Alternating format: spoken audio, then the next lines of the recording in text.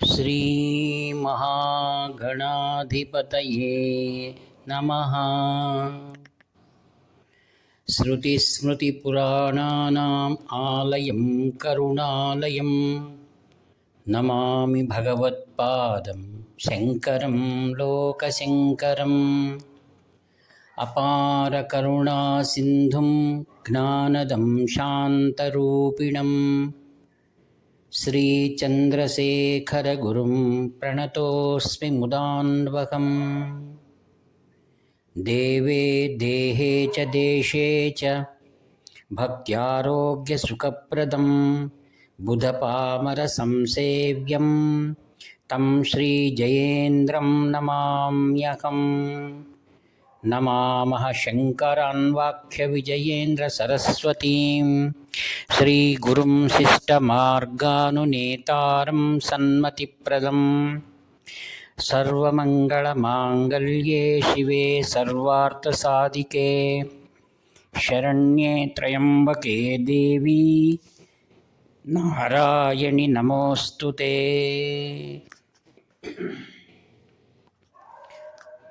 ఆత్మీయులందరికీ కూడా హృదయపూర్వక వందనాలు. మానవునికి సమస్తమైనటువంటి జీవరాశులపైన అపారమైన కరుణ చూపించేటి వారిని మహాత్ములు అని అంటారు.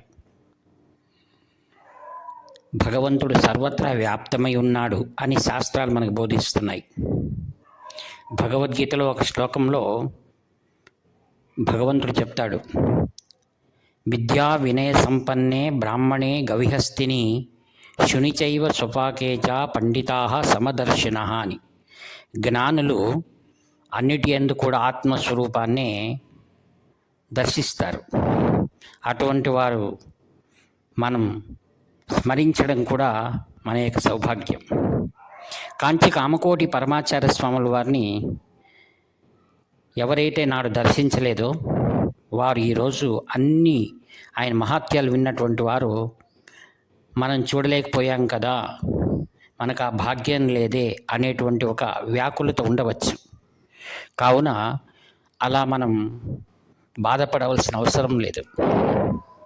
కారణం ఆదిగురు శంకర భగవత్పాదాచార్యులను వారిని మనం చూడలేదు, అలానే ద్వాపరయుగంలో శ్రీకృష్ణ భగవాన్ని చూడలేదు. అయితే భాగవతాది గ్రంథముల దర్శనం ఆదిగురు శంకరాచార్యుల వారు సర్వజ్ఞ పీఠాన్ని స్థాపించారు కదా, అట్టి కాంచి కామకోటి పీఠంలో కాంచి మహాస్వాముల వారి స్మరణ చేయడం కూడా వారిని దర్శించినంత ఫలితం వస్తుందన్నమాట.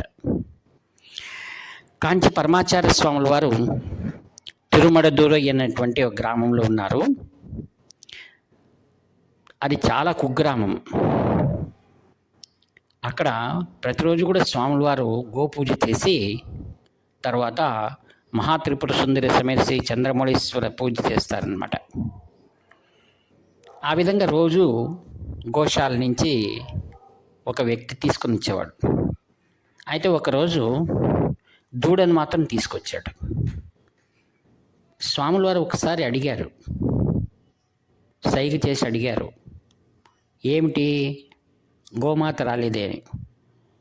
స్వాముల వారి ముందు ఎలా చెప్పడానికి వస్తుంది అబద్ధం అని, దానికి ఆరోగ్యం బాగలేదు అని ఆ తెచ్చిన రైతు పరిచారకునికి చెప్పారనమాట.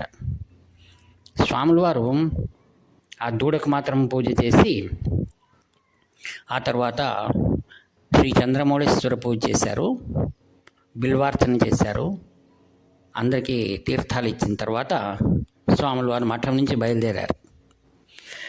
ఎక్కడికి వెళ్తున్నారా అని పరిచారకులంతా వెంబడిస్తున్నారు. అది కుగ్రామం కదా, చాలా దూరం ఏమి ఉంటుంది. వెళ్తున్నారు స్వాముల వారు.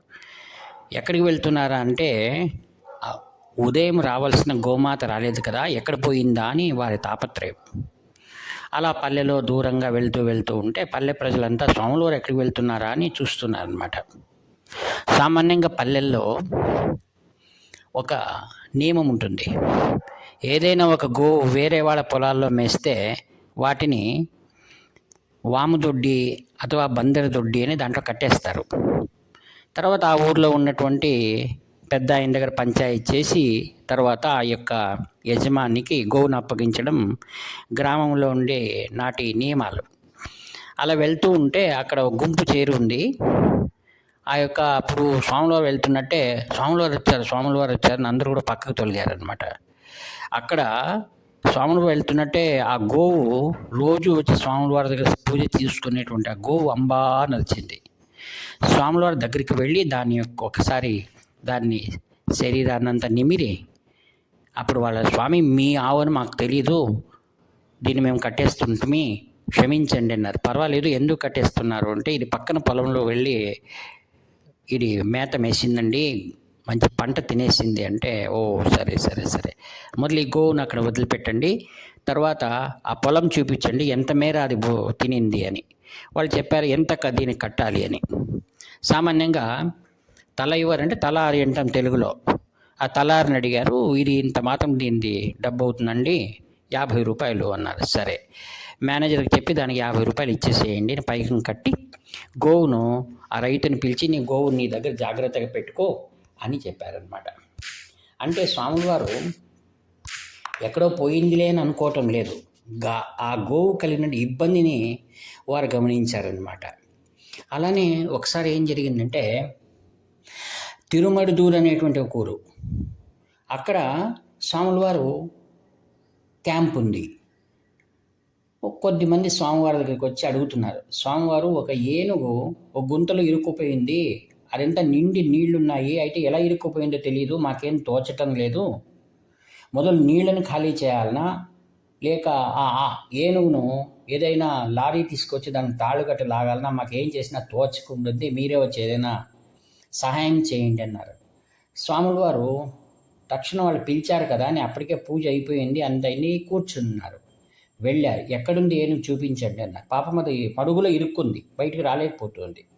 స్వాములవారు దగ్గరికి వెళ్ళి ఒక్కసారి చప్పట్లు కొట్టి గజరాజా బయటికి రా అని ఒక్కసారి అన్నారు. అంటున్నట్టే అది ఎక్కడ లేని శక్తి తెచ్చుకొని ఆ మడుగు నుంచి బయటకు వచ్చేసింది.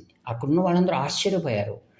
మేము ఏం చేయాలని ఆలోచన చేస్తుండగా స్వాములవారు ఒక్క మాటతో, పిలుపుతో అది బయటకు వచ్చేసింది అనమాట. అందుకే మనకి ఏమనిపిస్తుంది, మనకు ఆ గజేంద్ర మోక్షం మన జ్ఞాపకం వస్తుంది అనమాట. సాక్షాత్తు గురువు అనగా విష్ణు స్వరూపం. దాని ఒక్కసారి అలా పిలువగానే ఆ శక్తి మహాలక్ష్మి యొక్క స్వరూపం, మహాశక్తి స్వరూపం, పార్వతీ స్వరూపమే పరమేశ్వరుడే ఆ యొక్క కాంచి పరమాచార్య స్వాముల వారు. అందరూ కూడా ఆనందపడి ఆశ్చర్యపోయారు. ఆ రోజు నుంచి స్వాముల వారు ఉన్నన్నాళ్ళు ఆ ఏనుగుని తీసుకొచ్చి పూజా వేళకు అక్కడ పూజ చేయించి తీసుకునేవాళ్ళు. ఇదంతా ఈ మాటలు అన్ని చోట్ల గ్రామాల్లో పాకిపోయిందనమాట. సాక్షాత్ దైవమే ఈయన అనేటువంటిది. చాలామంది ఎవరైతే నాస్తికత్వం ఉండేటువంటి వాళ్ళు ఈ యొక్క సంఘటన చూసి వాళ్ళు భగవంతుడు ఉన్నాడు, ఆయన మానవ రూపంలో ఉన్నటువంటి పరమేశ్వరుడే ఉన్నాడు అని వాళ్ళందరూ కూడా ఆస్తిక మతానికి మారిపోయారట. మరొకసారి ఏం జరిగింది, మహాస్వాముల వారు కాంచీపురంలో ఉన్నారు. అప్పుడు మధ్యాహ్నం వేళ స్వాముల వారు విశ్రాంతి తీసుకుంటున్నారు. విశ్రాంతి అంటే ఏమి, వారు ఏకాంతంగా కూర్చుని ఏదైనా గ్రంథాలు అధ్యయనం చూస్తూ ఉంటారు, వాళ్ళు పరిశీలన చేస్తుంటారు. అక్కడ బాలు మామ అని అంటారు అందరూ. ఆయన స్వాముల వారు చాలా దగ్గరి పరిచారకుడు. ఆయన దగ్గరికి వచ్చి ఆమె ఏడుస్తూ బాలు మామ అని, ఏమి, మా ఇంట్లో ఉండే కుక్క 3 రోజుల నుంచి ఏమీ తినటం లేదు, అసలు నీళ్లు కూడా తాగటం లేదు అని ఎంతో ఆమె రోదనగా ఏడుస్తుంది. అమ్మ ఏడవద్దు, కాస్త ఉండు, స్వామి దగ్గరికి వెళ్ళి చెప్దాము అని స్వాముల వారిని అలా తొంగి చూశాడు. స్వాముల వారు ఏమి అన్నాడు, ఒక కుక్క 3 రోజుల నుంచి నీళ్లు తాగటం లేదట, ఆహారమే తీసుకోవటం లేదు అంటే స్వాముల వారు అన్నారు, ఏమిటి, నన్నేమైనా ఈ యొక్క పశువులు చూసుకునేటువంటి వైద్యుని అనుకున్నావా నీవు అన్నారు. కాదు స్వామి, మీరు దయామయులు, పరమేశ్వరుడు, మీరు అన్నిటిని రక్షించేటువంటి వారు, మిమ్మల్ని నమ్ముకున్నా మేమందరూ. పాపం ఆమె ఎంతో బాధపడుతుంది, యజమానురాలు, కుక్క యజమానురాలు.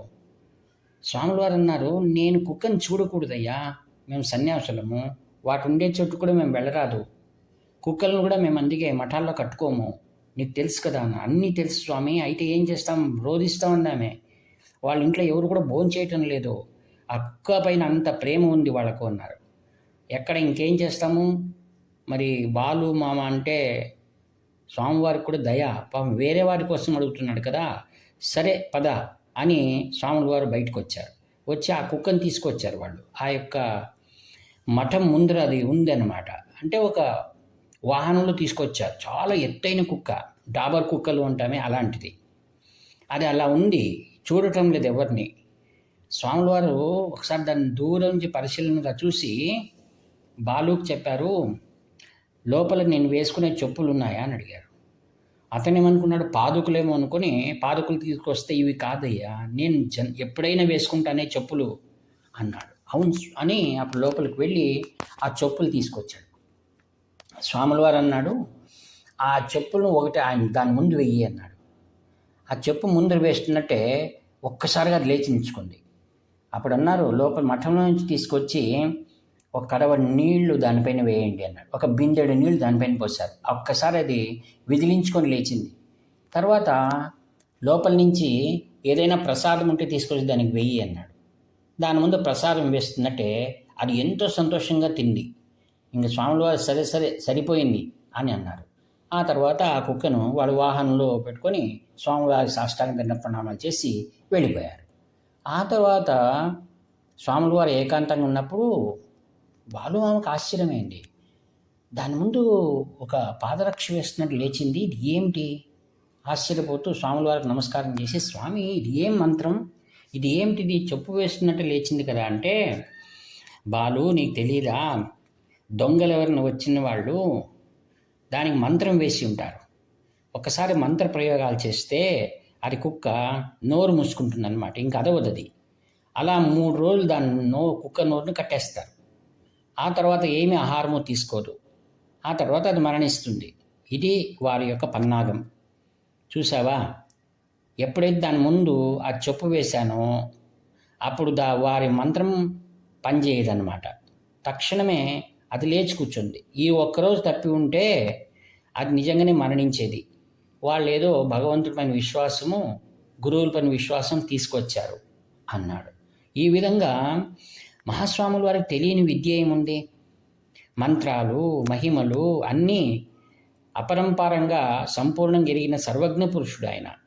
ఆ విధంగానే అంటారనమాట, మానవుడు వెనకల జన్మల్లో ఏ ఏ కర్మలు చేసుకుని ఉంటామో ఆ కర్మలకు తగినట్లుగా మనం ఆయా జంతుజాలముల జీవరాశులుగా మనం పుడతాం. ఆ కుక్క అయినా పర్వాలేదు, దాని పుణ్యమా అని మహాస్వాములు వారి యొక్క పాదరక్షను వాసన చూసేటువంటి పుణ్యం దానికి కలిగింది. ఇంకా ముందు జన్మలోనైనా మంచి జన్మ దానికి వస్తుందని అక్కడ ఉన్న వాళ్ళంతా మాట్లాడుకుంటూ వారి వారి ఇంటికి వెళ్ళిపోయారు. కావున సాధూనాం దర్శనం పుణ్యం, స్పర్శనం పాపనాశనం, సంభాషణం కోటితీర్థం, వందనం మోక్షదాయకం. కావున విన్న కథలే వింటూ ఉంటాం కదా మహాస్వాముల వారివి, ఎన్నిసార్లు వినాలి అని కొందరు అనవచ్చు. అయితే ఇక్కడ ఆశ్చర్యం ఏమిటంటే, విన్న కథలే వినటం లేదు. మహాత్ముల కథలు ఎన్ని మార్లు విన్నా అది మరలా మనకు ఆనందాన్నే కలిగిస్తుంది.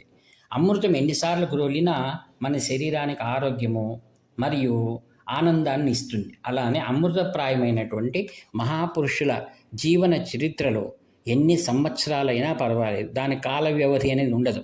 అందుకనే మహాత్ములు చెప్తూ ఉంటారు పెద్దలు మనకు, సత్సంగం చేయండి, సత్సంగత్వే నిస్సంగత్వం, నిస్సంగత్వే నిర్మోహత్వం, నిర్మోహత్వే నిశ్చలతత్వం, నిశ్చలతత్వే జీవన్ముక్తి.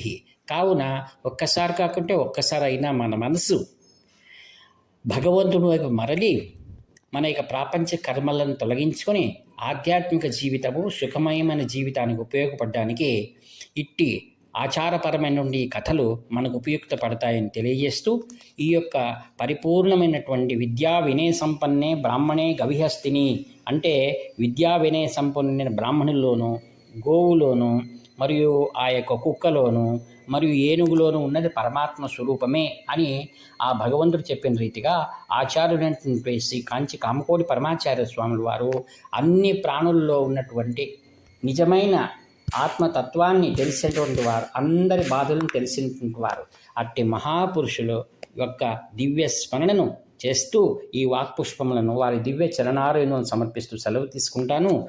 ఇట్లు మీ ప్రేతమనేస్తము నివర్తి నాగభూషణ శర్మ. హర హర శంకర జయ జయ శంకర. హర హర శంకర జయ జయ శంకర.